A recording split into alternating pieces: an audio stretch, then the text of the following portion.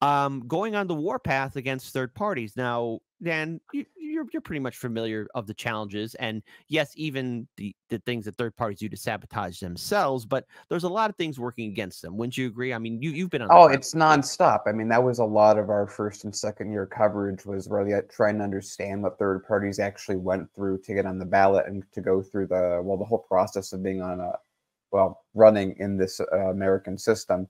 It's absolutely insane. They have to get way more signatures. They have less time to get money. Every possible thing that can be held against them is held against them. And then on top of that, they have their own issues. But they're really, like, the fact that they even get on the ballot is something that should be commendable by itself, which is also why Democrats hate them. And I'll just say this about especially the Green Party. If the Green Party was forced to vote in the two-party system, they would overwhelmingly vote Republican. Yeah, because the Green Party are people that hate the Democrats. Now, and just to add to this, look, Daniel and I have seen firsthand what Green Party candidates have dealt with, especially here in Illinois, towards the Democratic machine. And AOC did a Instagram video where she was calling Jill Stein a grifter, and that every 4 years she shows up, even though AOC, Jill Stein was not the Green Party nominee in 2020. It was Howie Hawkins. So again, shows you how much AOC is really paying attention to the Greens and everything else that they're facing off against. And go on to say that they are a waste, that they're taking away energy and momentum from the progressive movement, even though for some reason, Fox News and some other conservative hosts do say that Democrats are implementing progressive policy, which is I didn't get that memo. Did you? Maybe I'm missing the emails. Are you getting those memos, Daniel? Well, again, the Democrats have proved, if anything, this election cycle that they don't believe in democracy. They did a primary without doing a primary to hide Biden's health. And then now Kamala's anointed because they didn't have a primary with no one publicly voted for. Again, I would say they knocked out Biden for not having a debate performance that was good, and they replaced him with the only other Democrat I can think of in the last 8 years that also dropped out of an election because of a debate performance. She's not really doing it. I saw the thing where you did about her doing that recent interview, but she's not out there. And so I think it's incredibly rich, especially for someone like AOC, to come out and go and to critique the Green Party for existing. It's just more fuel to the... Again, it's crazy that we Republicans seem to have a Democratic primary system. And it's like you could say a lot about Republicans, but that's also true. Yeah, I know it's a controversial, well, not a controversial statement, but I like to call it a controversial statement. Like you as a voter in the Republican primary are actively more involved in the Democratic process than a Democratic voter in a Democratic primary. So Jill Stein, her VP Butch Ware, responded to AOC, but then yesterday Dr. Jill Stein also did a response to AOC, and let's just go ahead and play this video. We'll play in its full entirety, and the AOC Pelosi seems to be sticking. AOC, your transformation is almost complete to be Mama Bear 2.0, the electric boogaloo. You're just showing up once every 4 years to do that. You're not serious. You're not to me, it does not read as authentic. It reads as predatory. Jill here. I'm about to board, but very quickly, I just wanted to thank AOC Pelosi so very much for her very authentic concern about growing green power. Clearly, AOC is the attack dog du jour, and the Democrats are running scared, and they should be, because who wants to support a genocide? Who wants to vote for a genocide? And if there's anything that's predatory here, it's saying that your candidate is working tirelessly for a ceasefire when actually they are actively funding and arming genocide and actually refusing to even consider an arms embargo, which would bring the genocide to a screeching halt. AOC, who's supposed to be in leadership of the Democratic Party, it's amazing if she doesn't know about the anti-democratic tactics and strategies that the Democratic Party uses to crush and silence political opposition. They've been hiring an army of lawyers to throw competitors like me off the ballot. They've been hiring infiltrators and saboteurs and publicly posting job advertisements for those positions. They've been hijacking our public funding in order to keep us off the ballot. And they actually impersonated the Greens to throw us off the ballot in 22 in the Senate race for North Carolina, for example. How is that not fraud and election interference? Also, what's predatory here is stealing the signature issue of the Greens. Our Green New Deal launched in 2010, appropriated by AOC as her signature issue in 2018 without a mention of where it came from. So bottom line is Americans want more choices. We are that choice. We are the one choice, which is anti-war, anti-genocide, pro-worker, climate emergency. Check us out, JillStein2024.com. Thanks so much. So And I gotta say, go ahead, Dan. yeah, as much as we rag on some of the tactics of the Green Party, like they're facing genuine opposition, as she just really eloquently put. This is, again, they don't really, people don't give them a chance. They don't give themselves a chance, but it's because no one gives them a chance because they have to do so much work in such a small amount of time to just be smeared like this. It's like every Democrat, like to like be a Democrat, you have to attack the Green Party for being inadequate and then expect their vote.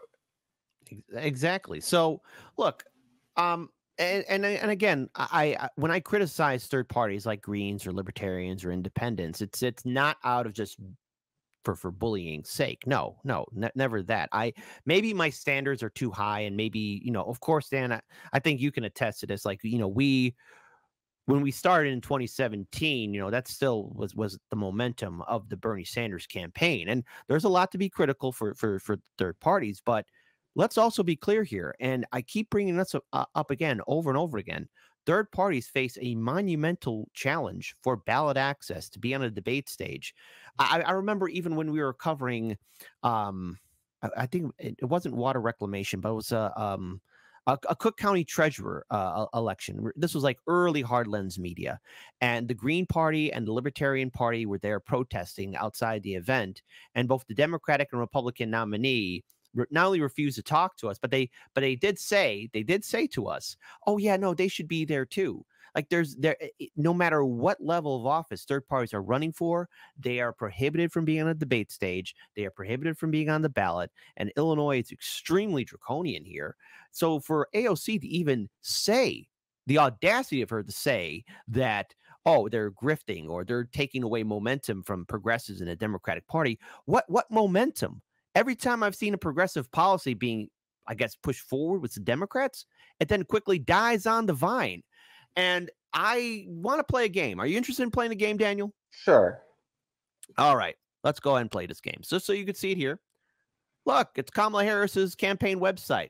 Let me just do something here real quick. Refresh. Okay. Asking for money. No policy. But we're going to go to the store. See if there's something new there. Is there anything in the store? Getting a blank page. I guess it's not working properly. Something's going on with the campaign website. What is wrong with Kamala's? Oh, here we go.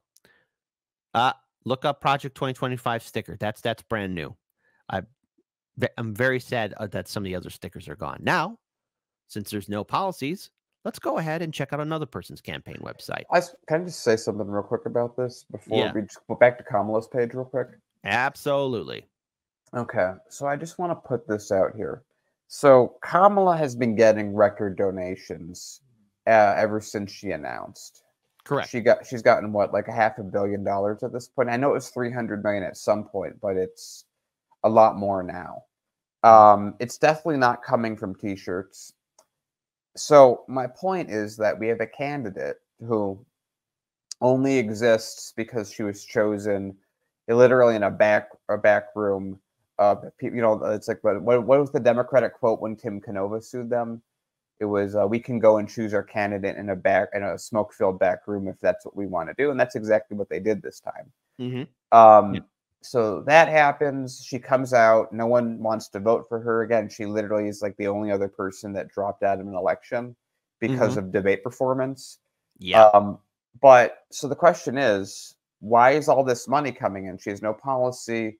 The policy is sort of super obvious what her policy is. It's whatever she is paid to say. It's what the donors want, and she's gonna. That's why there's no policy, because she isn't fit. I remember I said on when we were on the show with Pasta, that I don't think that they planned for Joe Biden to drop out because they would have done a better job at Kamala's policies. They would have had something put together, but because they're just, well, here's my guess. We're going to see policies in a couple months after they know what their donor base wants. Yeah, I am again and again even looking at Jill Stein for her campaign for this run. You know, if anything, like I do feel like the Greens should have had more of a plan. You know, there was a debacle with Cornel That's West and always Peter their Dow issue. and Jill Stein. Yeah, and it is. So, you know, I see people in the chat talking about Peter Dow and Jill Stein and Cornel West. And look, the ball was dropped. I have again RFK Jr. and then there's the Libertarian Convention, and we even talked to Pasta about the Libertarian Convention too. But I want to be clear on this. Third parties are not the spoiler. And look, even then, even if, because I do have my criticism for third parties, at least when I go to Jill Stein's campaign page, I'm seeing policies, people economy, labor, etc., housing, healthcare. Look at all this. It's paragraphs upon paragraphs, dissertation and bullet points on all these things that she's running for. Yet you don't get that for Kamala, except for, you know, meet Kamala, meet Tim, take action and store money, money, money. But I do have to maybe be the screen door in everyone's submarine, because whoever saw this one coming, I think a lot of people did. You have, of course, Harlan's me. I think a lot of people saw it coming. Snow Himbo says, LOL, who called it? You got Majority Report saying AOC is right about Jill Stein's political strategy, which is look at them loving democracy over there. I loved all the people. It's amazing. Take a Venn diagram of all the people that are really upset at Trump for January 6th or whatever else, and then take a group of people that are upset that the Green Party is able to run in the election, and it's the same circle. Yeah, exactly. And look, I also want to pull this up here too, because again, even when you're being called out, you know, I think it's also important for you to have that counter. And Jill Stein did this. Breaking: the Democrats are suing to kick the Green Party off Georgia's ballot. The party that keeps preaching about saving democracy is going to keep voters like you from having a real choice. Pitch in to help us fight back. Now, look, this is, you know, her campaign, especially on her social media on X, formerly known as Twitter. You know, they have to do this. If the Democrats were so confident in their ability, they wouldn't have to go to legal matters to try and remove somebody off the ballot. I mean, how cowardly are you to say, lawsuit, lawyer up? You're the Democratic Party, for Christ's sakes. You're a major party all across the country, and you're afraid of the Greens? It tells me like there's cracks showing in their armor. And just so you guys know, Republicans also do this to the Libertarian Party and other third parties too. Democrats are more prolific, but both parties engage. And when Jill Stein mentioned that video in 2022 in North Carolina, I actually interviewed the U.S. Senate, or the Green Party U.S. Senate candidate who was running, and even the challenges of how he was kicked off the ballot. And you and Dan, are you prepared for a blast from the past? And you're going to be shocked by this. Are you ready for this news? Let's do it. Both the Republicans and the Democrats who decide who goes on the ballot work together. It's bipartisanship, and that's how the Green Party. Yeah, that's not. That sounds like that's not what America stands for, kid. I know. And so I have to say, look, I'm glad that Jill Stein's stepping up, and in many ways, AOC, all what you did was give more fuel and energy to the Greens, and I hope that even after this election cycle, the Greens can capitalize off of this momentum. But I see the writing on the wall, and that is the Green Party is going to get sued by the Democrats. I see that if Kamala Harris loses, that's what's going to happen to the Greens. And it's nothing against them. But go ahead, Dan. I'm going to give you the final word. Does anyone know if the lawsuits, it's all the Democratic Party? So does that mean that all the donations that people are giving to Kamala, a lot of it is actually just going to these lawsuits? I want to know if that's the case, or if these are outside.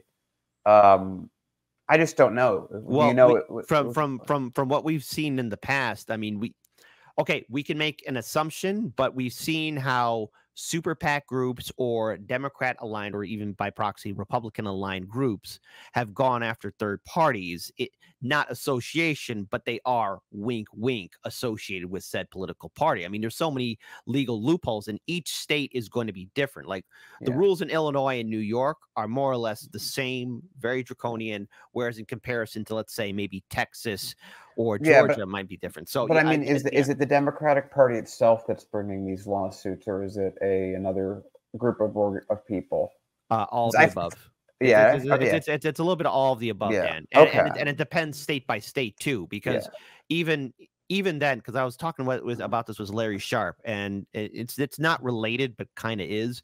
RFK Jr., for example, when he suspended his campaign, you know, there are going to be some states that aren't going to remove him from the ballot, even if they're key battleground swing states. So, you know, and mind you, there was a whole campaign to get him removed off the ballot, and now he's trying to get his name removed off the ballot, and they won't do it. So there's various things. There's a political infrastructure, there's said political parties, and then there's outside political groups. And so when I say all of the above, it is all of the above, and it varies from state to state. I guess I'm just really curious to know how much of Kamala's revenue is going to these lawsuits by percentage. It seems like it's a sizable percentage. Like this is how she fights. She doesn't fight directly. She doesn't talk to people. She gets her lawyer. It's like, here's the question for people to ask. What's more dangerous? A narcissistic leader who causes a lot of internal dissent and is kind of chaotic externally, or someone that's so weak that they're constantly attacked externally because no one takes them seriously, who lets everyone, it's a kind of the question of, like, what is a human, so to speak? Is it worse to have a terrible leader grip the reins of power, or to have a very weak leader let everyone scatter like cats? Yes, and if you don't know what we're bringing up, it's Trump versus Kamala, and you know, Kamala putting on headphones and ignoring the press and walking up the steps doesn't really show confidence. I mean, Joe Biden, even though he's a senile old bat, at least he made the attempt to talk to the press. But I am ever hopeful for the Greens and Libertarians to at least gain momentum. I would like to see that. But, you know, AOC, how very democratic of you to go after third parties. Once again, you're showing us why you were a waste of time in the first place. By the way, I want to give a shout out to Cenk Uygur, Kyle Kalinske for making this conversation possible.